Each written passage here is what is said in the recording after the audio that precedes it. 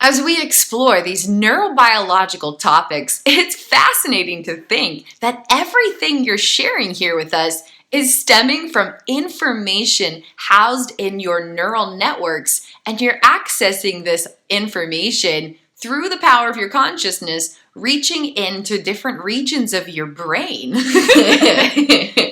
Yeah, well, it's even more intriguing because I used to have so many brain malfunctions that I would regularly joke about needing a brain transplant. For a solid 10 years. I was like, okay, I just need to go on Amazon, find a brain that I can acquire, go to a brain surgeon and be like, hey, would you mind just swapping this out so that I can, function well and stuff? Who knew that all I needed to do was invest about 30,000 hours in rewiring hundreds of trillions of neural networks, and then I could feel like myself again.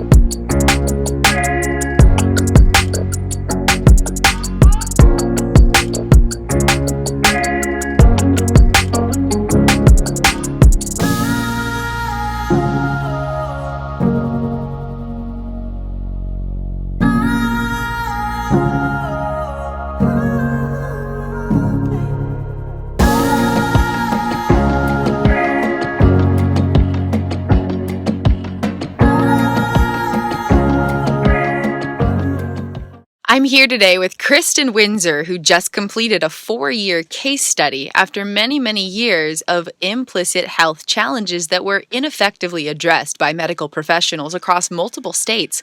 Thank you so much for taking time to be here, Kristin Windsor. It is an honor to connect with you. Thank you so much for having me. It is such a blessed opportunity, such a divine privilege to be here and get to share my work. So thank you so much for having me and creating this space for me. What did you learn during your case studies, or what were some conclusions that they led to? Yeah, so my research led to several new discoveries, and it was a combination of learning about neuroscience, studying my experiences, and slowly drawing some new connections. And so the conclusions I came to were not things I directly learned from other sources. They were new things that I kind of figured out by piecing together my experience in relation to what I was learning from neuroscience. So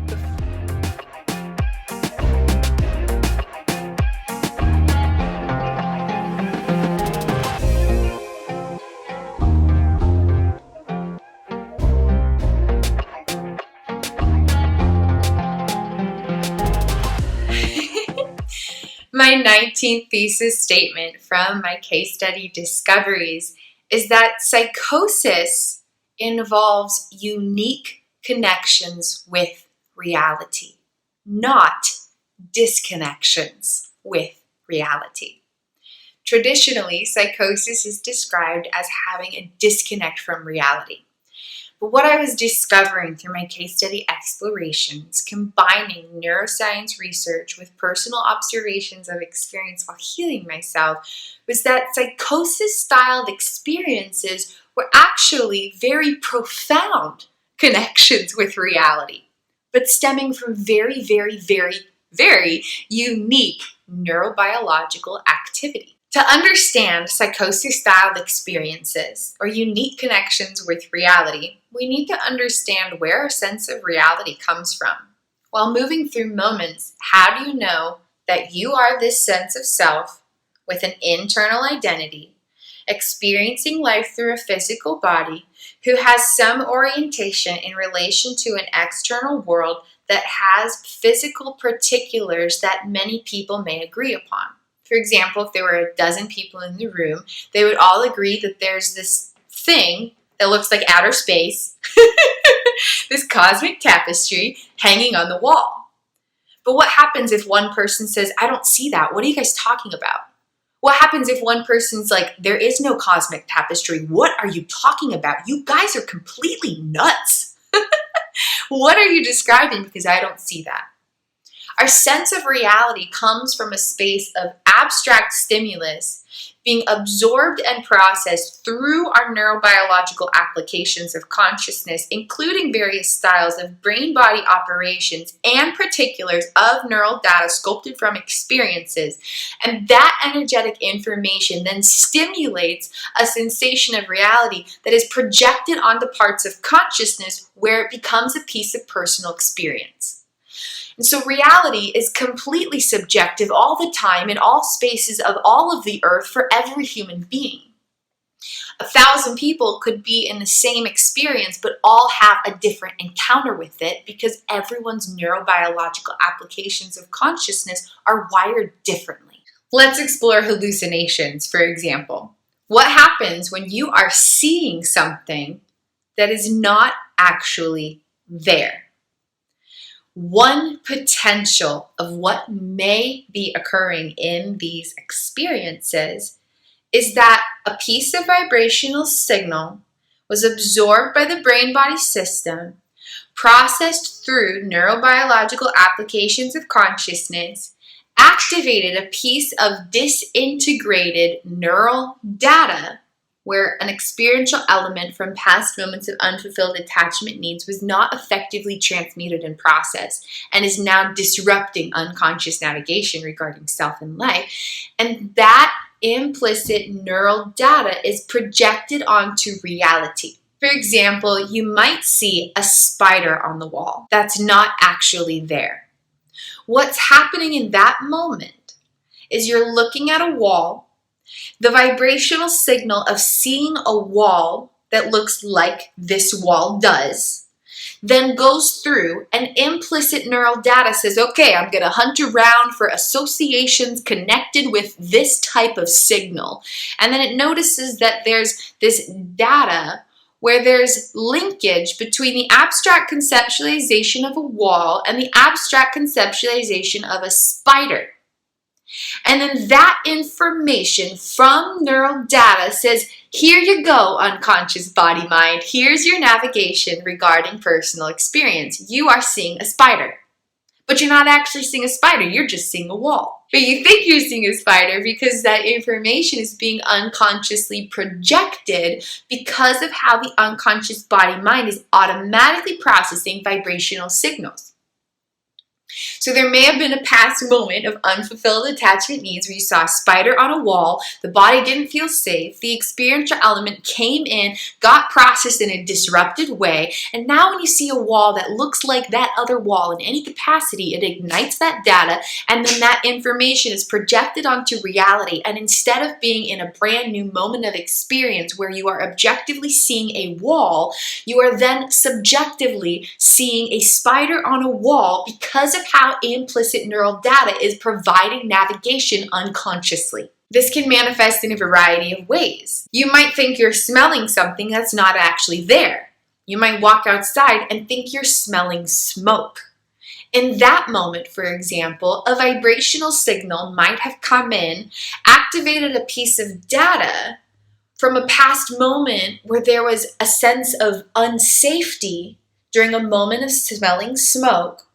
That experiential element was not effectively filed away, and now when it's activated, navigation regarding self and life is disrupted, and an implicit projection permeates reality, so then you're smelling smoke that happened a long time ago. But it's a very real sensation because personal experience doesn't come from the outside world, it comes from our inner world 100% of the time. How we personally experience life comes from how our brain and our body are projecting information based on how abstract stimulus activates the information stored through here from past experiences.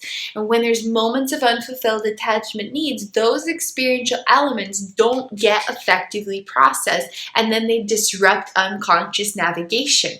This unique style of neural activity may produce auditory hallucinations as well.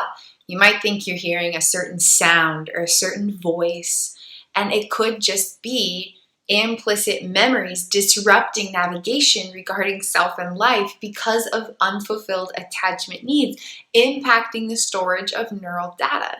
But this happens so deeply unconsciously, the conscious mind could not possibly distinguish this unique reality. There's no way to instinctively understand that this experience is stemming from this unique neural activity. It completely 120,000% feels like a very real, immediate personal experience. Because it is. Because the experience is actually occurring from the space that all personal experience comes from. And in these moments, individuals are not disconnected from reality. They're experiencing a unique sensation of reality because of unique neural activity. Another type of psychosis-styled experience or unique connection with reality occurs when neural activations can be heard. Neural activations can be energetically heard inside. This is so unique and so profound and so miraculous and so wondrous, but it can also be really terrifying to experience, especially if you don't know what's happening. When there's neural activations, the unconscious body-mind is first-handedly experiencing all of it. And I'm talking thousands of neural activations every nanosecond.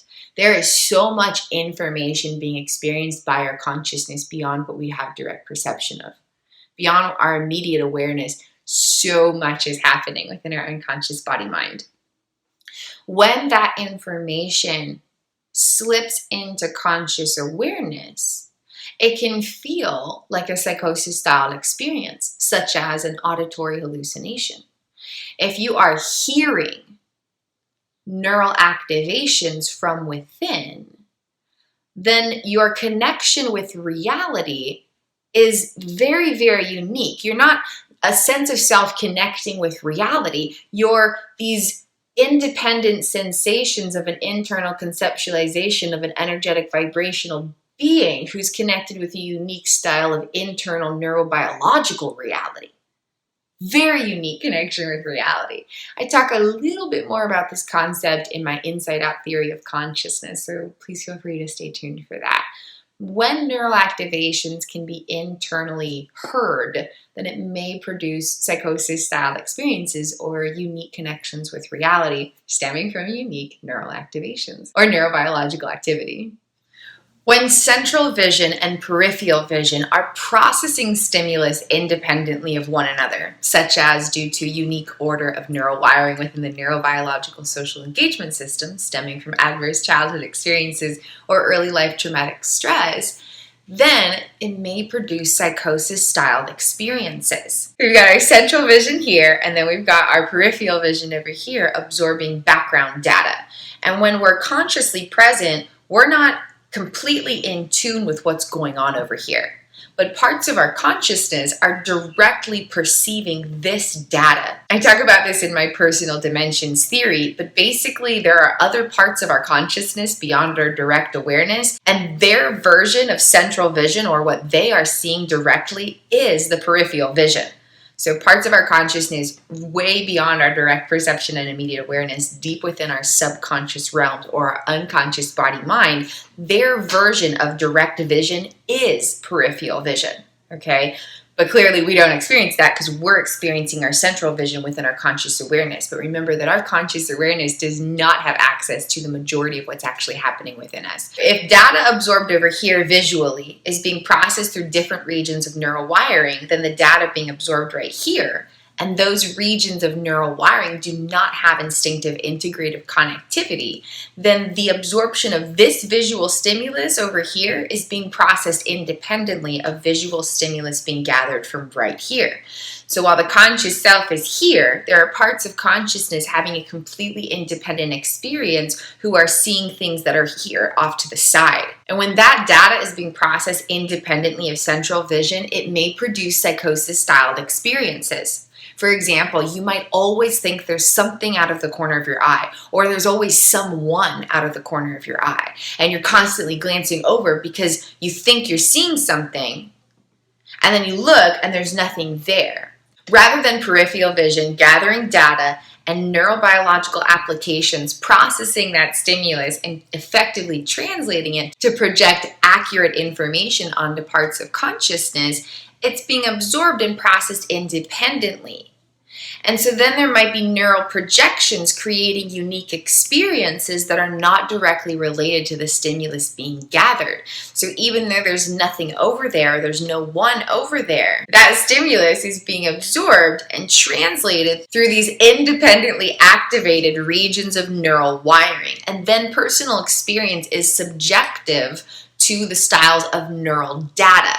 And so instead of seeing what you're actually seeing, you're basically seeing neural projections. But because that's happening to parts of consciousness beyond awareness, and those parts of consciousness are not able to connect with the parts right here in central vision and in the conscious present moment, they might be experiencing neural projections, and then you keep glancing over thinking you're seeing something, and it develops this anxiety and this paranoia, and you just constantly think there's people around you and everyone's approaching in, and there's all of this scary stuff happening around you due to neural projections, because peripheral vision is being processed and translated independently of central vision. So subconscious parts are having a different experience than the parts of consciousness accessible through the immediate sense of awareness. Not only are parts of consciousness experiencing an independent sensation of reality, as peripheral vision is processed and interpreted, translated internally within the unconscious body-mind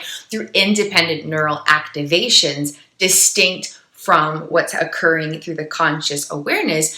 But in addition, their translations of reality generally stem from neural wiring sculpted during past moments of unfulfilled attachment needs, which can project very uncomfortable or even terrifying energetic intel. So not only are they in an alternate sensation of reality from what's consciously accessible, not only are they feeling ostracized unconsciously as they're encountering independent neural activations that are translating this part of reality differently from this translation of reality, but in addition, those interpretations unconsciously generally stem from neural wiring that doesn't have fluid communicative connectivity and might carry terrifying sensations within their energetic intel because of being sculpted during past moments of unfulfilled attachment needs. Remember that unconscious navigation within identity and experience directly stems from memories. And memories primarily exist and operate unconsciously, and they're flowing through hundreds of trillions of neural networks. And so any moment during the past where there weren't felt sensations of attachment need fulfillment stimulated experiential elements that didn't get completely processed into integrative memories, and then that information is being used to unconsciously navigate unfolding moments. So in addition to having an independent sensation of reality where they can't quite reach the conscious awareness to have that ability to observe and respond directly, but in addition they're encountering energetic projections from disintegrated neural wiring.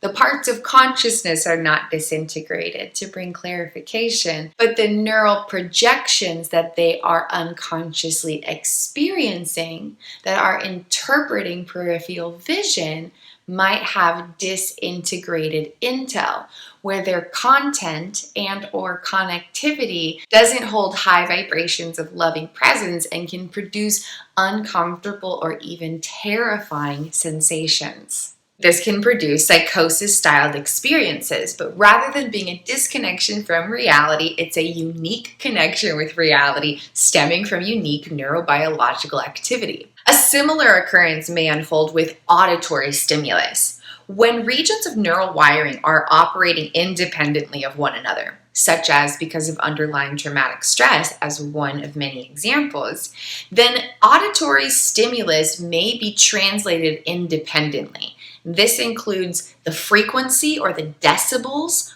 of auditory stimulus, so the vibration that it carries. For example, bass from music carries a different frequency than the crow of a rooster. Different decibels of frequency carried through these sound waves. The location and the distance of auditory stimulus come into play also. When there's a sound right here versus if there's a sound really, really far away out there, that could be translated through different regions of neural wiring and activate different styles of interpretations of reality.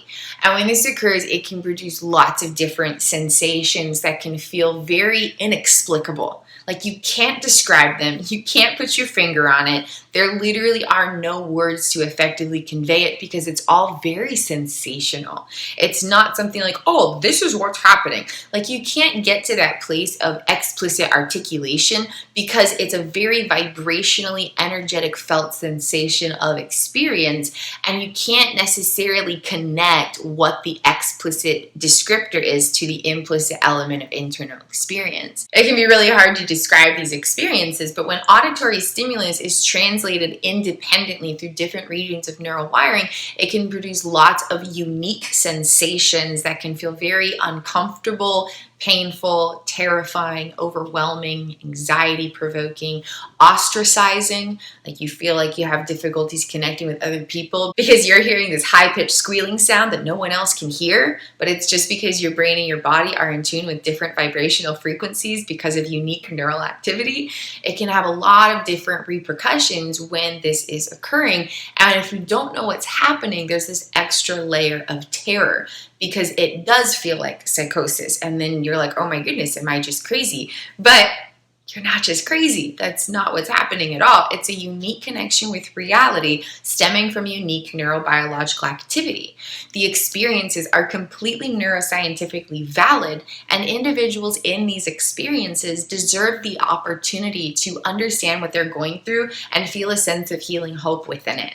No one is ever defined by the way that they experience themselves or reality. We are all miraculous consciousness, and every element of neurobiological activity can be rewired, which means that the way someone is experiencing life now doesn't need to be the same way that they're experiencing life 2, 3, 4, 5 years from then. So it's important to keep this in mind that we are never defined by our experiences. And creating compassionate space for every human being to be where they are, as they are, how they are, can bring unity for all of us as we unconditionally validate the experience while understanding that the experience is never the same thing as someone's identity, worth, or potential. How someone is experiencing automated neural projections does not define who they are as divine consciousness. And where someone is today within their healing journey through life does not determine where they'll be down the road. So it's important to keep this in mind, where we create compassionate space for everyone to be exactly where they are as we understand the neuroscientific validity of these unique experiences. And simultaneously, we understand that none of the experience has anything to do with anybody's identity, worth, or potential. The identity of consciousness is not equivalent to the automated activity of neurobiological wiring. And so there's like this double whammy thing where we create space and compassionately accept everyone where they're at, and we also understand that that has nothing to do with the person's identity, worth, or potential. It's this double whammy of healing journey magic as we understand this unique neurobiological activity that can create some very unique experiences of consciousness. A unique style of dissociation can reduce the clarity or distinguishment between internal and external realities. And this may result in a variety of unique challenges or experiences. Among them includes paranoia. If you can't tell the difference between your internal thoughts and your external words, or your internal ideas and external actions, or internal sensations and external interactions, then they're blended, or they're flipping, or they're one and the same, or there's no distinguishment between them. And this can create so many terrifying sensations. If you can't tell the difference between what you're thinking and what you're saying, you might feel paranoid that everybody can hear your thoughts. And you might not know how to communicate very well because you can't tell what you've thought or what you've said. And this is not a disconnect from reality. It's a unique connection with reality stemming from very unique styles of neural activity and neurobiological engagement. Other examples include disorganized speech and disorganized behavior. Before we explore that, where does organized speech come from? Where does organized behavior come from? To have clarity in our speech, 1,000,000 neurobiological miracles need to be simultaneously occurring. The fact that I can sit here and communicate through words is a very unique ability that I did not fully have access to just a few years ago. In order to be able to clearly present language, there needs to be a miraculous flow where consciousness ignites a particular style of thought. That particular style of thought reaches through neural data and creates organization of the abstract conceptualization of idea in relation to particulars of linguistics. The activation of that implicit neural data then flows through a variety of brain applications, including language centers in the left brain hemisphere. And it's like an ability for this information to flow through the ability to use that information. And then from there, that engagement presents styles of linguistic applications that are presented for further execution. The idea, clarified through language, activated through neurobiological miracles, then allows that to be translated to an ability for speech. And then what I'm thinking through the miracle of language comes out through my voice as my tongue moves and clicks against the top of my mouth and the bottom of my mouth to create unique styles of vocal vibrations. And there's stuff in here that's performing miracles. And there's all these different miracles happening in our brain-body system where a thought becomes a word that becomes spoken. And in order to engage in a fluid conversation, there's even more miracles that are required to instinctively, automatically, unconsciously occur. Then you're receiving and exchanging language. Then vocal vibrations from another human being are being absorbed and then processed, where ears take vibrations, flow them through the brains, the language centers translate these different sounds into words, where the words create an idea that's understood and received by consciousness. Consciousness receives these energetic messages as this abstract vibrational signal was processed and translated into particulars of personal experience. So just having an ability to receive a message from someone requires a whole bunch of miracles. Once this message is received, then there's this whole other miraculous process where a response is generated. Then you're not just generating a thought to generate words, to generate these miracles, to generate speech. That process then has to be linked with this other experience. There has to be continuity between moments, solidification of a sense of self, abilities to receive and respond to linguistics, activity within complex connectivity of neural data. There needs to be so many different miracles just to have a conversation. Then you're creating a conceptualized response and going through all of these particular linguistic processes in relation to this, and it keeps flowing, okay? You keep flowing and you keep flowing and you receive and you respond and all this stuff's going on to have a conversation. What happens when any single one of these neurobiological miracles becomes disrupted because of unique styles of neural activity? Then there may be difficulties with communication that may present itself in a variety of ways. Disorganized speech just being one of them.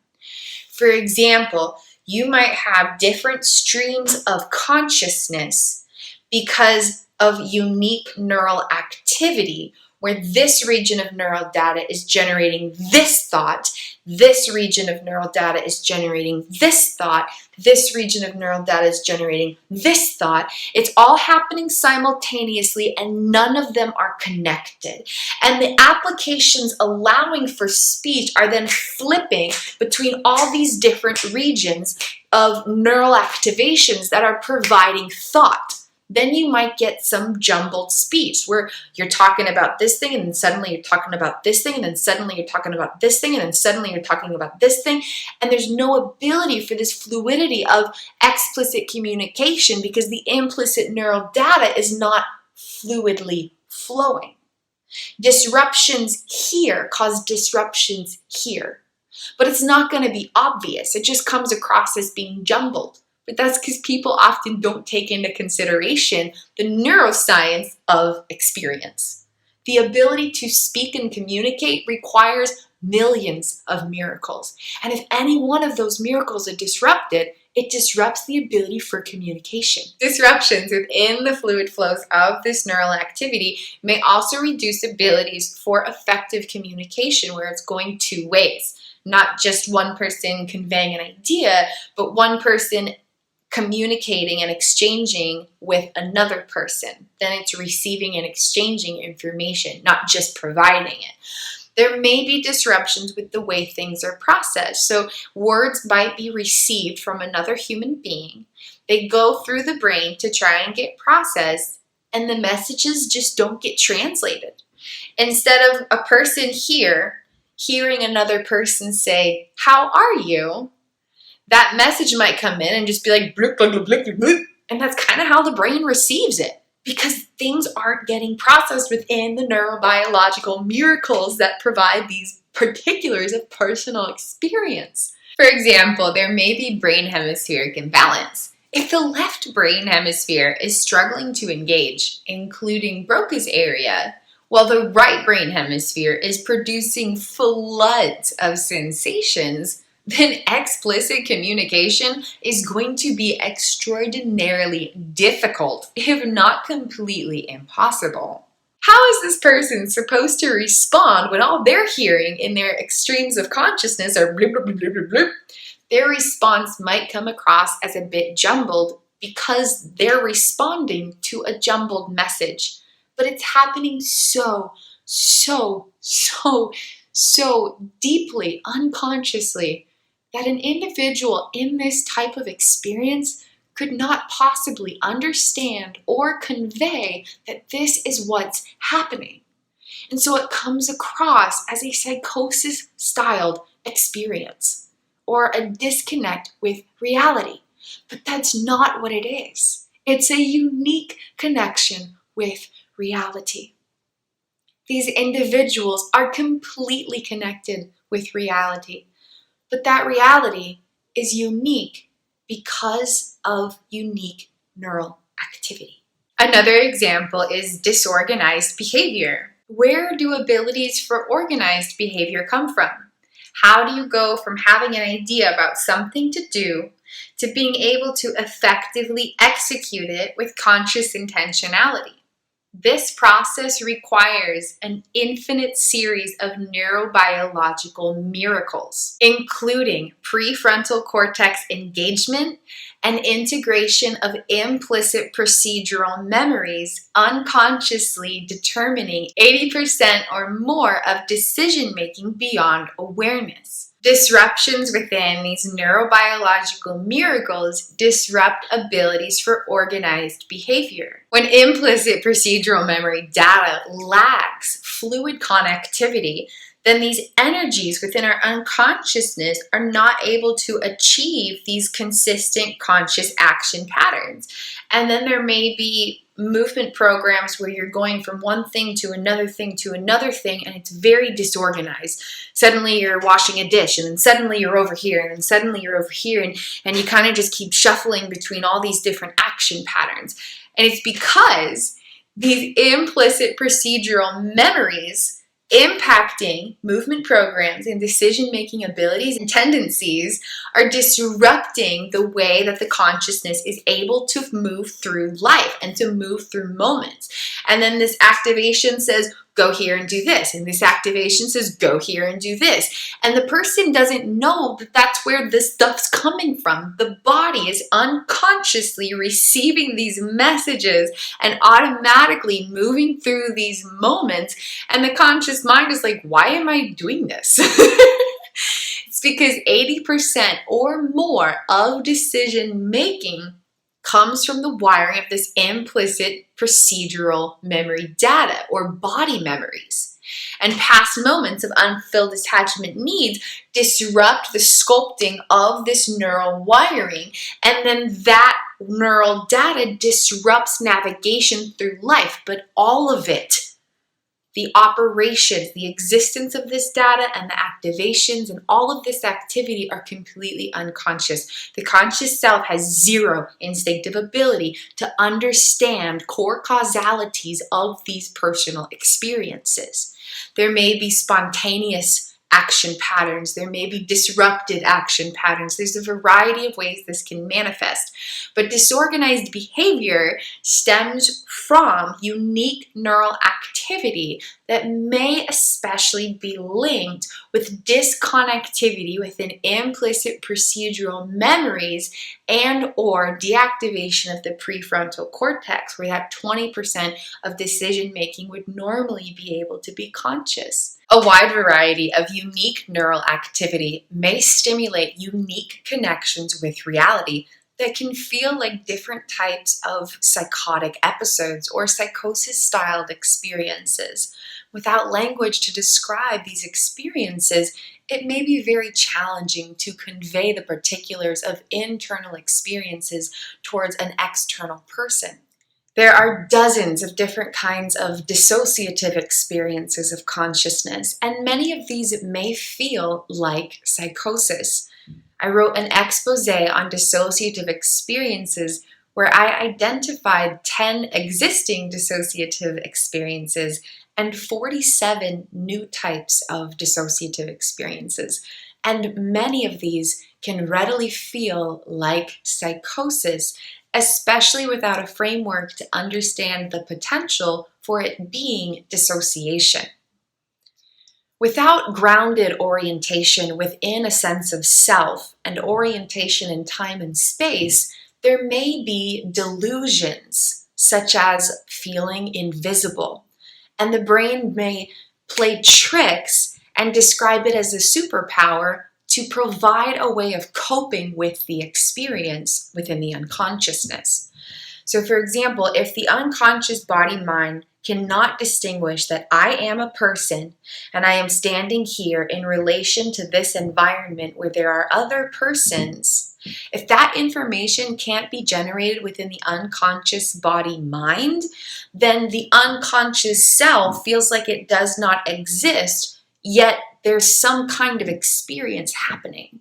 And so the unconscious body-mind may create an unconscious or automatic coping mechanism, providing information suggesting a superpower of invisibility. Wouldn't it be a lot more fun to feel like, this is amazing, I can be invisible, rather than, oh my God, I have no sense of self and no orientation in time and space, this is terrifying.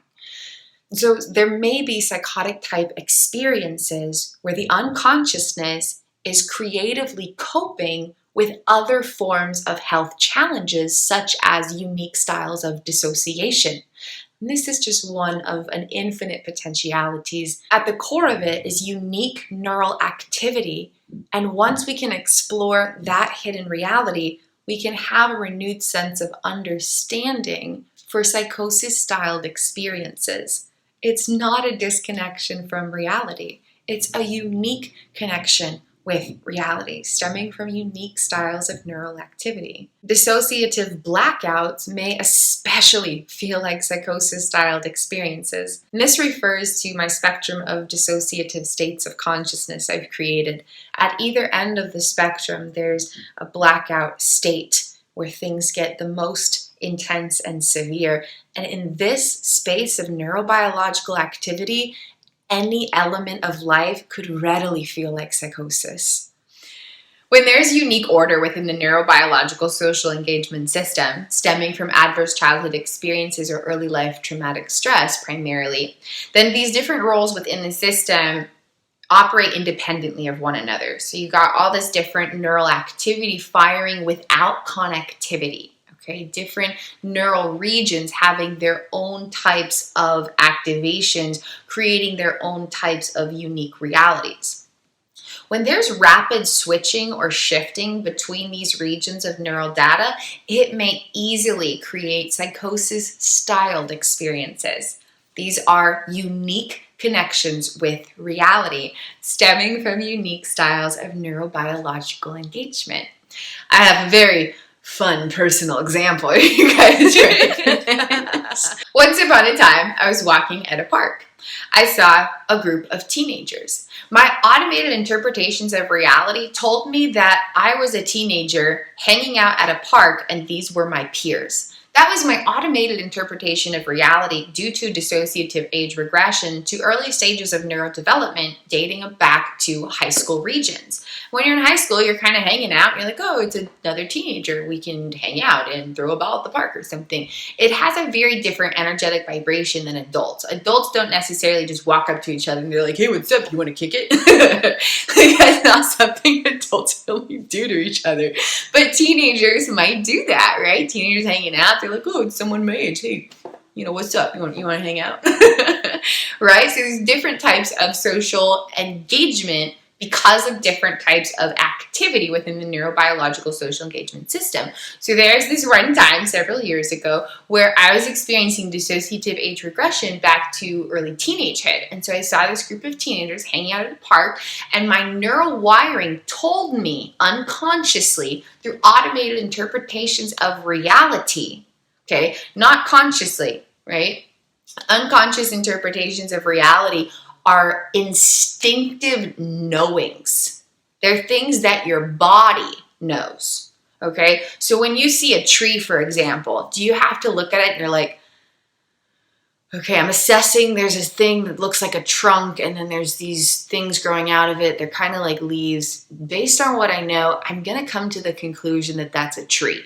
It's not that type of logic. It's instinctive. It's automatic. It's happening in nanoseconds. It's so unconscious and automatic, happening in nanoseconds, that your conscious mind doesn't even have an opportunity to rebuttal. You can't be like, wait, no, that's not what's up. Because by that time, your unconscious body mind has already told you 200,000 more knowings before your conscious mind could even have the possibility to interject. This is really important to understand if we are going to understand unique experiences of consciousness, especially psychosis-styled experiences. So misunderstood. They are so misunderstood. And we are at a stage of evolving as a human species so that we can understand, compassionately understand what's happening and expand healing potentials and create so much compassionate space for these unique experiences. People experiencing these psychosis-type encounters with themselves or with reality deserve so much more respect and compassion than what's being given to them in the world at this time in history. We are at a point of shifting. And as we understand these unique experiences to a much deeper degree of neuroscientific validity, we can have so much more opportunity to expand the manner in which we respond to ourselves and to each other. So there's this one time, walking at a park, see a group of teenagers. My interpretations of reality tell me that they are peers and that it's safe to approach them. My grown adult self would have had a completely opposite interpretation of reality and said they're much younger than me and I have absolutely no reason to approach them. But I wasn't in the neurobiological activity of my grown adult self because of unique order of wiring within the neurobiological social engagement system, because my brain and my body were surviving incomprehensibly severe traumatic stress that had been trapped in my nervous system for decades. Okay? So you're like, Pretty wild stuff, right? So as I'm engaging with these teenagers, my automated interpretations of reality telling me that they are peers and that it's safe to be around them, there is rapid switching within my neurobiological activity. Suddenly, I was experiencing the neural wiring of a 5-year-old. And I looked at these teenagers and was like, oh my God, I'm around like a gang and I'm terrified and I'm afraid and I need an adult. And then suddenly, neurobiological activity shifted to me as a grown adult who I actually was. And I was like, what am I doing? These guys are children. Like, what am I doing hanging out with these punks? Like, I'm a grown woman. I got stuff to do. But this rapid switching was happening so quickly. I barely had the chance to even observe it, much less respond to it. And so instead of me saying, okay, I am me, and I'm choosing a response to my reality, I was frozen in a state of pure panic because these switches of reality were happening so rapidly and so continuously, and I had no grounded presence in who I was or where I was.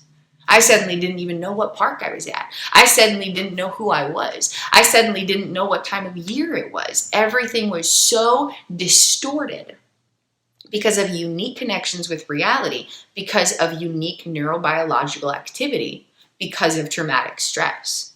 So when the neurobiological social engagement system disrupts processing of vibrational signals and creates unique connections with reality, there may be distortions about who people are and what is safe to do or be or say or approach or avoid.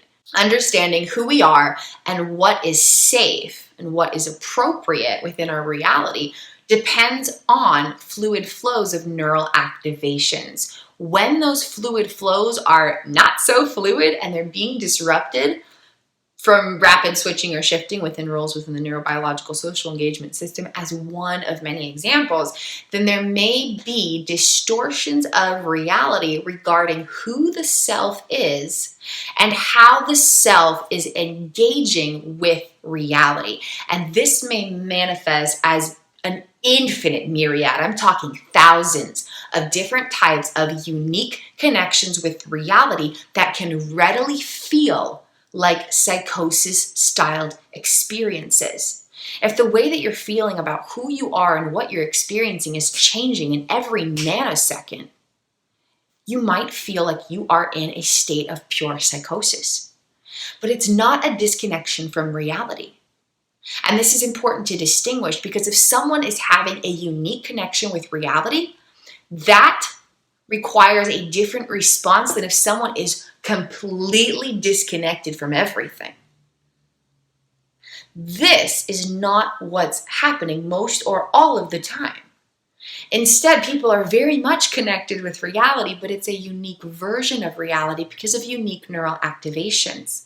And when we can understand what people are going through based on the neuroscience of their experiences, we can have so much compassion for what they're going through and so many more potentials to respond in a way that can produce true healing. Because psychosis-styled experiences are absolutely out of this world, mind-bogglingly terrifying. No one wants to be in them. But you can't just choose not to be in them. You have to rewire the neural data stimulating these experiences. And that takes some time and some work. And so there has to be this space for people to be where they are and go through what they're going through. And once we understand what these people are going through, we can walk with them through every step of the journey with loving presence, unconditional love. And gradually, consciousness can unite to rewire the neural data, stimulating these unique connections with reality so that people can feel more connected with who they really are and have a much more enjoyable experience as they connect with reality. Healing liberation is always possible, but we have to start where we are, with love and presence. And once we understand the neuroscience of these unique experiences, there can be space for everybody, no matter what type of experience they might be within. From that space of loving presence, experience can gradually be transformed from the inside out as consciousness rewires neural data to transmute the styles in which reality is automatically interpreted. Among the many unique styles of connecting with reality, there may be distortions within the processing of stimulus. I first-handedly experienced this over and over and over again for many years. I had no sense of being grounded in the objective present moment because of how severe the dissociation was, as my brain and my body survived indescribably intense traumatic stress. Simultaneously, there were all these different neural activations from data that didn't have connectivity with one another. There's this region of info over here and this region of info over here, and info from when I was 5 years old and info from when I was 20 years old, and all of this info, and none of it had connection with one another. So when there were activations, they produced unique distortions of reality. As one of many examples, sometimes I would look at my younger brother, who is a grown adult, and I would see a different man who sexually assaulted me. And it was because of overcoupling within the neural wiring of my brain and my body. My unconsciousness perceived a male figure standing with a certain style of physical posture and associated it with this other person who was also a male with a similar style of physical posture, and projected that information into my reality. So when my visual eyesight perceived the vibrational signal or the stimulus of that visual processing of seeing my brother, instead of seeing my brother in the moment, my neural data suggested that I was seeing this man who had assaulted me before, and projected that information into my reality, allowing me to see something according to the data that was being activated rather than objectively seeing what was actually existing in the immediate moment.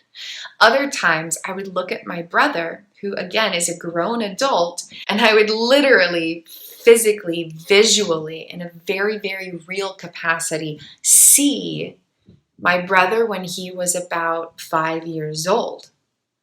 Because neural data from that time period of my life was providing interpretations of reality. And I wasn't able to be a grown woman seeing my grown adult brother.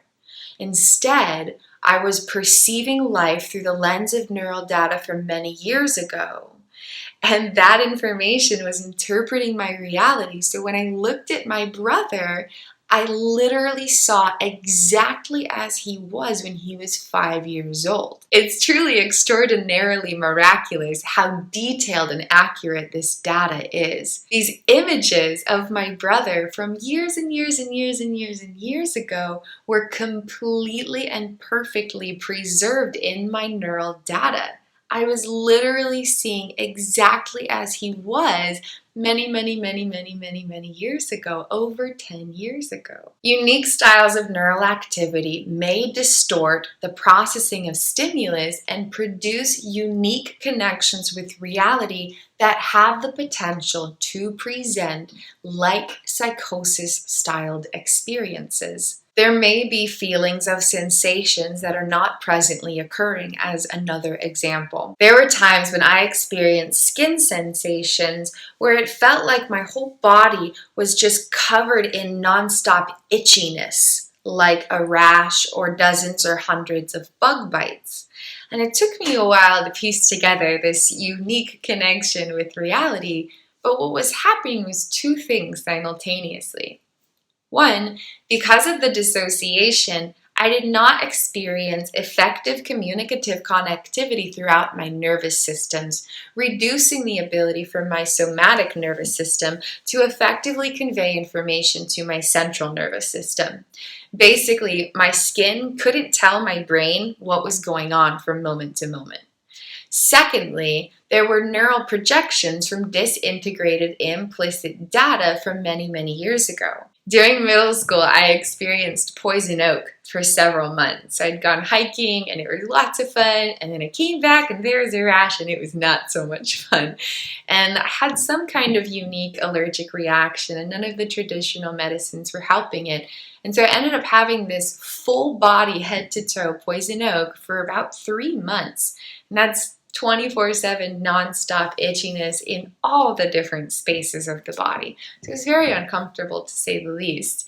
And my body, my unconscious body mind, never fully processed that experience. I didn't know that at the time, of course. It was just something that happened, and then it was over eventually and life moved on. But my unconscious body mind never fully processed that information.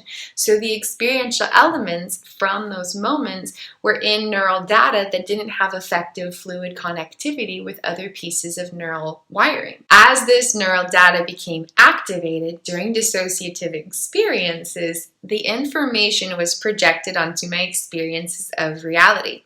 So while I could not feel my skin in the present moment effectively communicating with my brain, I was simultaneously experiencing projections from an experience many, many years ago where my full body was completely covered in a very itchy rash. And the experience was not happening in the present moment, but it sure felt like it was, because reality comes from how our neurobiological applications of consciousness are producing internal sensations in relation to vibrational signals activating internal wiring. There may be a vast variety of ways that psychosis-styled experiences manifest. My theory is that they are not disconnections from reality at all.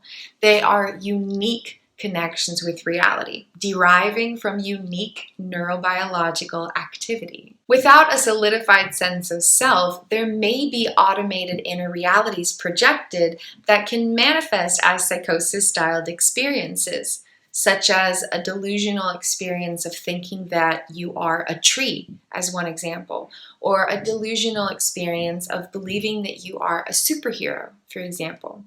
If the neurobiological data cannot access a solidified sense of self stemming from many, many years of neural data filed in accordance with the social engagement system, projecting a unified, solidified sense of self in relation to experiences providing this sense of self in the now, then the unconsciousness may kind of generate and stimulate an alternate idea about the self to provide a way of coping with these experiences.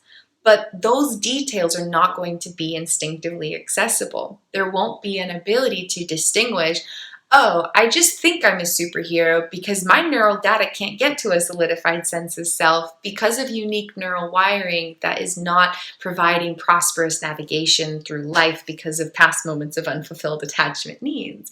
And instead, you're just going to be there and you're going to be fully in the thick of these neural projections, unable to distinguish that automated reality with other potentials of reality. This may manifest as psychosis-styled experiences or unique connections with reality. Without solidified access to a sense of self stemming from effective neural connectivity, someone might not be able to recognize themselves in pictures or in a mirror. And this may also manifest as a psychosis-styled experience. You can explore more about these ideas in my book, Liberated Consciousness. I share a whole chapter exploring over a dozen unique styles of connecting with reality. These concepts are expressed through brand new diagrams explaining unconscious realities in fresh ways. My 19th thesis statement in conclusion of my first case study is that psychosis-styled experiences involve unique connections with reality, stemming from unique styles of neural activity, not a disconnection from reality as traditionally perceived.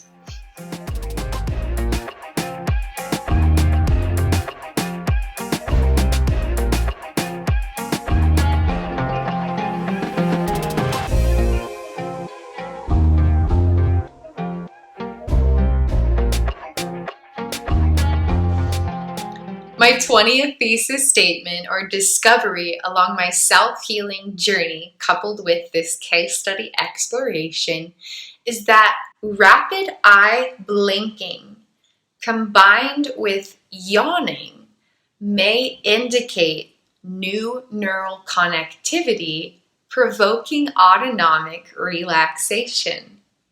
Throughout my healing journey, including in the process of creating my known documentary series, I persistently experienced moments where my unconscious body was able to make new connections of past data in relation to the present moment.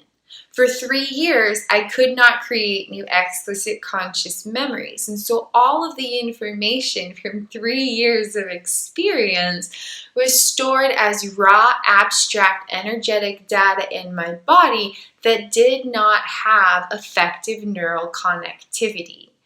During this process of self-healing, I would reach these points where I would suddenly start to rapid blink coupled with yawning. Take your time, baby. I gotcha. And even though I could not consciously get to a knowledge of memory activation, applying what I've learned through my work, I recognized that this was the activation of implicit memory data that was able to make new connections because of things like loving presence. Allowing myself to be fully connected with myself in the present moment allowed unconscious activations of disintegrated implicit data to achieve new neural connectivity. As this neural data was able to make these new connections because of the process of moving through with deep presence and deep attunement, this process of new neural growth ignited deeper autonomic relaxation. So the rapid eye blinking, I realized, shows that the unconscious body mind is accessing implicit neural data.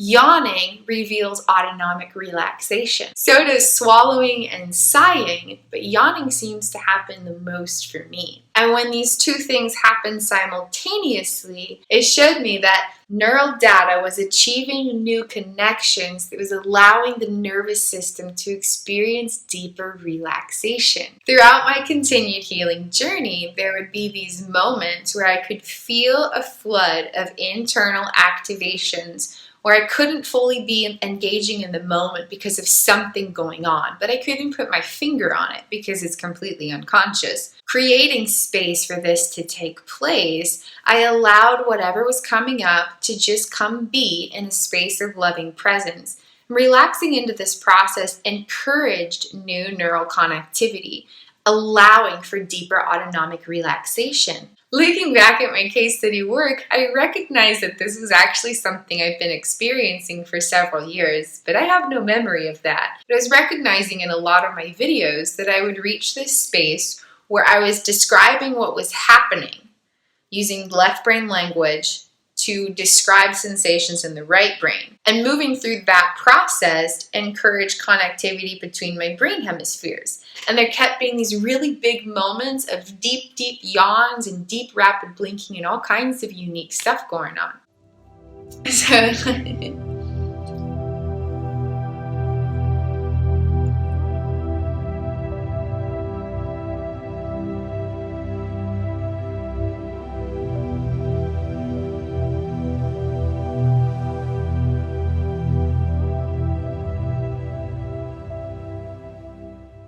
my 20th thesis statement or conclusion from my first case study is that rapid blinking, when it occurs automatically and unconsciously, coupled with a yawn, again occurring unconsciously and automatically, may reveal new neural connectivity, increasing autonomic relaxation.